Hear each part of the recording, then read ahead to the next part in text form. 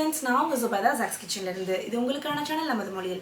friends, இன்னைக்கு வந்து பாத்தீங்கன்னா நம்ம கடையில இருக்கக்கூடிய கஸ்டமர்ஸ் நமக்கு ரெகுலரா வாங்கக்கூடிய அயன் அண்ட் காஸ்ட் அயன் வாங்கக்கூடிய கஸ்டமர்ஸ் கேட்கக்கூடிய நிறைய क्वेश्चंसக்கு இந்த வீடியோல வந்து ஆன்சர்ஸ் வந்து நான் வந்து உங்களுக்கு கொடுக்க போறேன்.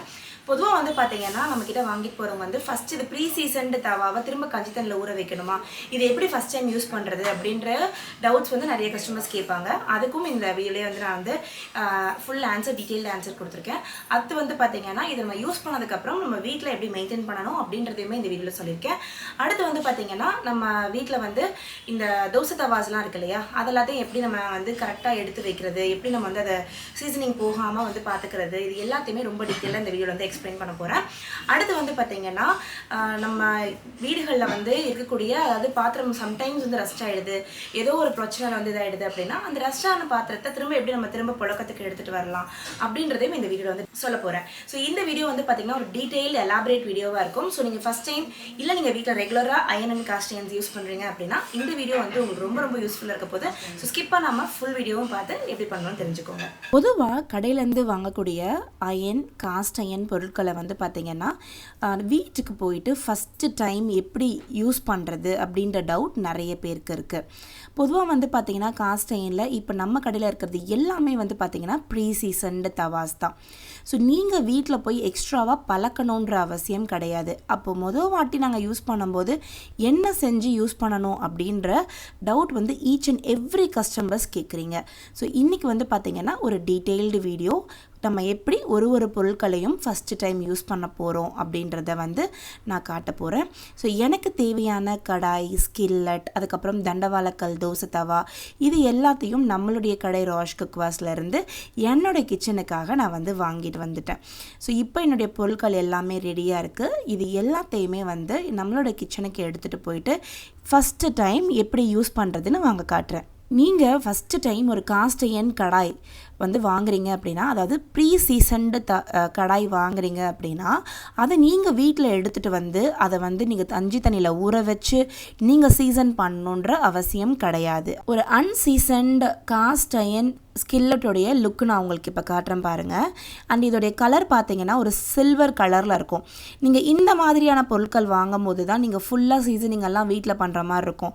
பட் நம்ம கடையில் இருக்கிறது எல்லாமே ப்ரீ சீசன்டு, அது ஏற்கனவே நல்ல சீசன் ஆயிருக்கும். ஸோ இந்த கடாயை வந்து பார்த்திங்கன்னா நம்ம எப்படி ஃபஸ்ட் டைம் யூஸ் பண்ணணும்னா, கடாய் வாங்கிட்டு வந்ததுமே நம்ம ஃபஸ்ட்டு இதை நல்லா வாஷ் பண்ணிக்கலாம். வாஷ் பண்ணுறது ரொம்பவே சிம்பிள் தான். ஜஸ்ட் இதை தண்ணியில் வச்சு அலசிக்கோங்க. அடுத்து நம்ம வீட்டில் இருக்கக்கூடிய normal dish washing liquid use பண்ணிக்கோங்க. ஒரு சாஃப்ட் ஸ்க்ரப் எடுத்துக்கோங்க. ஸ்டீல் நார், இந்த அலுமினியம் நார் யூஸ் பண்ணக்கூடாது. ஸ்டீல் ஸ்க்ரப்ஸ் யூஸ் பண்ணக்கூடாது. சாஃப்டான இந்த மாதிரியான க்ரீன் கலர் ஸ்க்ரப்ஸ் கிடைக்கும். இல்லை தேங்காய் நார் இருந்தால் அது கூட நீங்கள் யூஸ் பண்ணிக்கலாம். அதை வச்சு நல்லா ஸ்க்ரப் பண்ணி நம்ம அதை வந்து வாஷ் பண்ணி எடுத்துக்கலாம். ஃப்ரண்ட் அண்ட் பேக் நல்லா வாஷ் பண்ணதுக்கப்புறம் அந்த சோப் எல்லாம் போகிற அளவுக்கு இதை நல்லா ரின்ஸ் பண்ணி எடுத்துக்கலாம். இப்போ நம்மளுடைய வாஷ்டு கடாய் ரெடியாக இருக்குது. இப்போ நம்ம வாஷ் பண்ண கடாயை ஸ்டவ் மேலே எடுத்து வச்சிடலாம். ஸ்டவ்வை ஆன் பண்ணிவிட்டு இதில் இருக்க தண்ணி எல்லாமே நல்லா எவாப்ரேட் ஆகட்டும். நல்லா தண்ணி எதுவுமே இல்லாமல் இது ட்ரை ஆகட்டும். இப்போ கடாய் நல்லா ட்ரை ஆகிடுச்சு. இதில் 2 டேபிள் ஸ்பூன் அளவுக்கு எண்ணெய் விட்டுக்கிறேன். கடாயோட சைஸை பொறுத்து நம்ம எண்ணெய் விடுறது வந்து மாறும். நான் எடுத்துருக்கிறது ஒரு 11 இன்ச் கடாய். ஸோ இதுக்கு வந்து 2 டேபிள் ஸ்பூன் எண்ணெய் விட்டால் கரெக்டாக இருக்கும். 10 இன்ச் 7 இன்ச்சுக்கெலாம் நீங்கள் 1 ஸ்பூன்லேருந்து 1.5 ஸ்பூன் அளவுக்கு நீங்கள் எண்ணெய் விட்டுக்கலாம். எண்ணெய் நல்லா சூடானதுக்கப்புறம் இதில் ஒரு அரை வெங்காயத்தை இந்த மாதிரி நீளமாக கட் பண்ணிவிட்டு அதை இதில் சேர்த்துக்கிறேன். வெங்காயத்தை நல்லா வந்து ஃபஸ்ட்டு ஹை ஃப்ளேமில் வச்சு வதக்கிக்கோங்க. வெங்காயம் லைட்டாக ஒரு பிங்கிஷ் கலர் மாறினதுக்கப்புறம் இப்போ நம்ம அதை வந்து லோ ஃப்ளேமுக்கு மாற்றிக்கலாம். இப்போ லோ ஃப்ளேமில் வச்சு இந்த வெங்காயம் நல்ல ஒரு ப்ரௌன் கலர் ஆகிற வரைக்கும் இதை நம்ம வதக்கி எடுத்துக்கிறணும். வதக்கும் போது இந்த எண்ணெயை நல்லா மேலே வரைக்கும் நம்ம இந்த மாதிரி இழுத்து விட்டு ஸ்ப்ரெட் பண்ணி நம்ம வந்து வதக்கணும். ஜஸ்ட்டு அந்த கீழே இருக்க அந்த எண்ணெய் இருக்க இடத்துல மட்டும் வெங்காயத்தை வதக்கக்கூடாது. வெங்காயத்தை வதக்கும் போது சைடில் இருக்க சர்ஃபேஸ்க்கும் நல்லா அந்த எண்ணெய் ஸ்ப்ரெட் ஆகிற மாதிரி நம்ம வதக்கிக்கிறணும். இப்போ பார்த்தீங்கன்னா தெரியும், லோ ஃப்ளேமில் வச்சே நல்லா வெங்காயம் வந்து ஒரு ப்ரௌனிஷ் கலரில் வந்துருச்சு. இப்போ ஸ்டவ்வை ஆஃப் பண்ணிடலாம். இந்த வெங்காயமும் எண்ணெயும் அதிலே இருக்கட்டும். கடாய் நல்லா சூடு ஆறுனதுக்கப்புறம் இதை வந்து நல்லா இந்த வெங்காயத்தையும் எண்ணெயும் டிஸ்கார்ட் பண்ணிடலாம். டிஸ்கார்ட் பண்ணதுக்கப்புறம் இதை ஒரு க்ளீனான கிளாத்தை வச்சு நல்லா வைப் பண்ணிக்கோங்க. அந்த கிளாத்லேயே வந்து கொஞ்சம் எக்ஸஸ் ஆயில் இருக்கும், அதவே பின்னாடி பக்கமும் தேய்ச்சி விட்டுருங்க. இப்போ உங்களுடைய pre seasoned kadai ready for cooking. இப்போ நீங்கள் இமீடியட்டாக இதை குக் பண்ணலாம், இதை வச்சு நீங்கள் இமீடியட்டாக குக் பண்ணிக்கலாம். இப்போ நான் வந்து காஸ்டியன் தோசை தவா அண்ட் தண்டவாளக்கல் தோசை தவா ரெண்டுலேயுமே வந்து ஃபஸ்ட்டு டைம் யூஸுக்கு எடுத்திருக்கேன் பாருங்கள். இதை வந்து ஃபஸ்ட்டு சிங்கில் வச்சு வாஷ் பண்ணிக்கோங்க.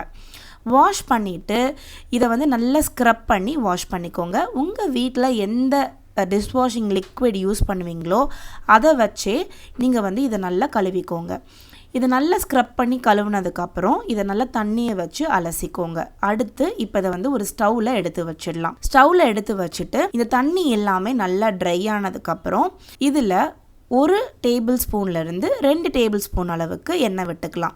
எண்ணெய் விட்டு எண்ணெய் நல்லா சூடானதுக்கப்புறம் இதில் ஒரு வெங்காயத்தை நல்லா இந்த மாதிரி வந்து நீளமாக கட் பண்ணி இதில் வந்து சேர்த்துக்கோங்க.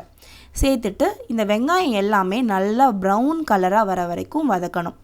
ஃபஸ்ட்டு கொஞ்ச நேரம் ஃபுல் ஃப்ளேமில் வச்சு வதக்கிக்கலாம். அப்புறம் லோ ஃப்ளேமில் வச்சு இந்த வெங்காயம் எல்லாமே நல்லா ப்ரௌன் ஷேடில், நான் வீடியோவில் காமிச்சிருக்கேன் இல்லையா, இந்த அளவுக்கு ப்ரௌன் ஷேடுக்கு வர வரைக்கும் வதக்கிக்கோங்க. ஃபுல் ஃப்ளேம்லேயே வச்சு இந்த வெங்காயத்தெல்லாம் வதக்குனிங்கன்னா வெங்காயம் சீக்கிரமாகவே ப்ரௌன் ஆகிடும். அப்போது உங்களுக்கு தேவையான அளவுக்கு அந்த ஹீட் ஸ்ப்ரெட்டிங் இருக்காது. ஸோ லோ ஃப்ளேமில் வச்சு கொஞ்சம் நிதானமாகவே இதை வதக்கி எடுத்துக்கோங்க. இந்த அளவுக்கு ப்ரௌன் கலர் ஆனதுக்கப்புறம் இதை நம்ம வந்து இந்த வெங்காயத்தை டிஸ்கார்ட் பண்ணிடலாம். இந்த தவாவில் இருக்கக்கூடிய எக்ஸஸ் ஆயிலை ஒரு கிளாத்தை வச்சு தொடச்சி எடுத்துக்கோங்க. இந்த துணியை வச்சு பின்னாடியும் நம்ம ஆயில் அப்ளை பண்ணி வச்சுக்கலாம். இப்போ நம்மளுடைய தோசை தவா தண்டவாளக்கல்லாக இருக்கட்டும் இல்லை நம்மளுடைய காஸ்ட் அயர்ன் தோசை கல்லாக இருக்கட்டும் ரெடி ஃபார் யூஸ். இமீடியட்டாக நீங்கள் தோசை ஊற்றணும் கூட இதில் தோசை ஊற்றிக்கலாம். ஜஸ்ட் தண்ணி தெளித்து டெம்பரேச்சர் டவுன் பண்ணிக்கோங்க. இல்லை நீங்கள் அப்புறம் தான் தோசை ஊற்றுவீங்கன்னா உங்களுடைய கிச்சன் கேபினெட்ஸில் எடுத்து வச்சுக்கோங்க. எப்போ உங்களுக்கு வேணுமோ எடுத்து தோசை ஊற்றிக்கோங்க. இப்போ நான் இது ரெண்டுலேயுமே தோசை ஊற்றி காட்டுறேன் பாருங்கள். ஃபஸ்ட்டு தோசை தவா சூடானதுக்கப்புறம் இதில் மாவு விட்டு நல்லா ஸ்ப்ரெட் பண்ணி விட்டுக்கலாம். மாவு நல்லா ஓரளவுக்கு உங்களுக்கு வந்து லைட்டாக அந்த மாவு வந்து காஞ்சதுக்கப்புறம் மேலாப்பில் கொஞ்சமாக எண்ணெய் விட்டுக்கோங்க.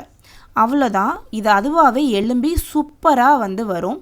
ரெண்டுலேயுமே அட்டகாசமான தோசைகள் வந்து வரும். என்னோட ஆல்வேஸ் ஃபேவரட் இந்த பேப்பர் ரோஸ்ட் தோசைக்கல் தான். கையிலையே உரிச்சு எடுத்துட முடியும் தோசையை, அவ்வளோ தூரத்துக்கு பர்ஃபெக்டாக வரும். ஸோ இப்போது உங்களுக்கு ஃபஸ்ட் டைம் தோசைக்கல் எப்படி யூஸ் பண்ணணுன்ற ஐடியா வந்திருக்கோன்னு நினைக்கிறேன். இப்போது தோசை ஊற்றியாச்சு. எவ்ரி டைம் நாங்கள் தோசைக்கல்லை வந்து வாஷ் பண்ணணுமா, அதோட மெயின்டெனன்ஸ் என்ன அப்படின்னு நிறைய பேர் கேட்குறீங்க. ஸோ ஃபஸ்ட் டைம் யூஸ் நான் ஆல்ரெடி எக்ஸ்பிளைன் பண்ணிட்டேன். இப்போ மெயின்டெனன்ஸ் எப்படி பண்ணுறதுன்றத நான் வந்து எக்ஸ்பிளைன் பண்ணிடுறேன். மெயின்டெனன்ஸ் ரொம்பவே ஈஸி தான் தோசைக்கல்லை பொறுத்த வரைக்கும். தோசைக்கல் சூடாக இருக்கும்போதே அதை ஒரு க்ளீனான கிளாத்தை வச்சு அதில் எந்த ஒரு ஃபுட் பார்ட்டிகல்ஸும் இல்லாமல் தொடச்சி எடுத்து வச்சுருங்க. நெக்ஸ்ட்டு டைம் தோசை போடும்போது அதை எடுத்து ஒரு வாட்டி தண்ணியில் ரின்ஸ் பண்ணிவிட்டு இல்லை அப்போ நீங்கள் சோப் போட்டு வாஷ் பண்ணிவிட்டு திரும்ப நீங்கள் தோசை போட ஆரம்பிக்கலாம். ஒரு 2 தோசை போட்டதுக்கப்புறம் தோசை தவா நல்லா வந்து உங்களுக்கு சூடாயிடும். அதுக்கப்புறம் 3ஆவது தோசை போடும்போது லைட்டாக தண்ணியை தெளித்து டெம்பரேச்சரை டவுன் பண்ணி திரும்ப தோசை ஊற்றுனீங்கன்னா எவ்ரி டைம் ஒரு பர்ஃபெக்டான ரெஸ்டாரண்ட் ஸ்டைல் தோசை உங்களால் வந்து சுட்டு எடுக்க முடியும். ஸோ மெயின்டெனன்ஸும் ரொம்பவே சிம்பிள் தான் தோசைக்கல்லை பொறுத்த வரைக்கும். காஸ்ட் அயர்ன் கடாயாக இருக்கட்டும் இல்லை காஸ்ட் அயர்ன் ஸ்கில்லட்டாக இருக்கட்டும் இல்லை காஸ்ட் அயர்னில் செஞ்ச எந்த ஒரு குக்வேராக இருக்கட்டும், நம்ம அதில் செய்யக்கூடிய ஃபுட்டை 1 மணி நேரத்துலேருந்து 2 மணி நேரம் வரைக்கும் நம்ம அதிலையே வச்சு சர்வ் பண்ணலாம். அதுக்கு மேலே நம்ம டைம் வந்து அதில் ஃபுட்டை வைக்கிறது வந்து அட்வைசபிள் கிடையாது. அதுக்கு மேலே வைக்கும்போது அதிகமான அயன் கண்டென்ட் ஃபுட்டில் வந்து ட்ரான்ஸ்ஃபர் ஆகிறதுக்கான சான்சஸ் இருக்குது. ஃபுட்டோட டேஸ்ட்டை அது மாற்றுறதுக்கான சான்சஸ் இருக்குது. ஸோ 1 மணி நேரத்துலேருந்து 2 மணி நேரத்துக்கு அப்புறம் உங்களுடைய ஃபுட்டை வேறு ஒரு கண்டெய்னருக்கு மாற்றிடுங்க. இப்போ மாற்றினதுக்கப்புறம் இந்த காஸ்ட் அயர்ன் கடாயை எப்படி வாஷ் பண்ணுறதுன்னு வாங்க பார்க்கலாம். ஃபுட்டை வேறு ஒரு பாத்திரத்துக்கு மாற்றின உடனேயுமே இப்போ இதை நம்ம வாஷ் பண்ணிடணும். எப்போயுமே காஸ்ட் அயர்ன் கடாய் யூஸ் பண்ணும்போது ஸ்டீல் ஸ்க்ரப்ஸ் யூஸ் பண்ணுறது அட்வைசபிள் கிடையாது.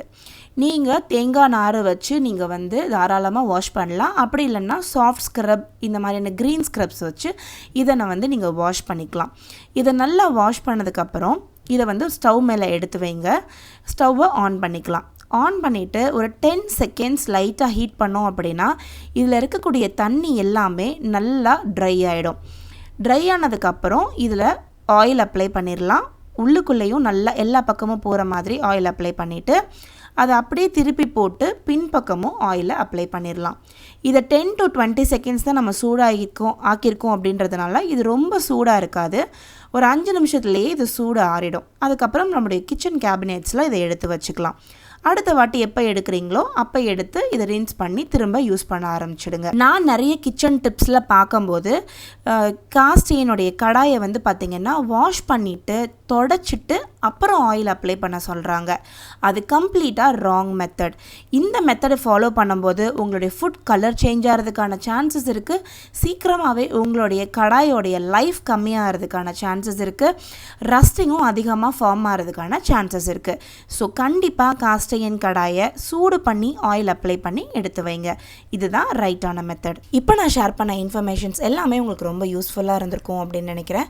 உங்களுக்கு அயன், காஸ்டையன், வெங்கலம், பித்தளை, சோப் ஸ்டோன் இந்த மாதிரியான பொருட்களில் ஏதாவது டவுட்ஸ் இருக்குது, உங்களுக்கு மெயின்டெனன்ஸ் எப்படி பண்ணணும்னு தெரியல, இல்லை உங்களோட பொருட்கள் ரொம்ப ரஸ்ட்டாக இருக்குது அப்படின்னா எனக்கு மறக்காமல் கமெண்ட் செக்ஷனில் சொல்லுங்கள். எனக்கு தெரிஞ்ச இன்ஃபர்மேஷன்ஸை கண்டிப்பாக அடுத்தடுத்து வரக்கூடிய வீடியோஸில் ஷேர் பண்ணுறேன். நம்ம சேனலை நீங்கள் இன்னும் சப்ஸ்கிரைப் பண்ணலன்னா மறக்காமல் சப்ஸ்கிரைப் பண்ணி வச்சுக்கோங்க. இந்த வீடியோ லைக் பண்ணி உங்களுடைய காஸ்டைன் யூஸ் பண்ணுற ஃப்ரெண்ட்ஸோட ஷேர் பண்ணுங்கள். நான் உங்களை அடுத்த வீடியோவில் சந்திக்கிறேன். அது வரைக்கும் பாய் பாய்.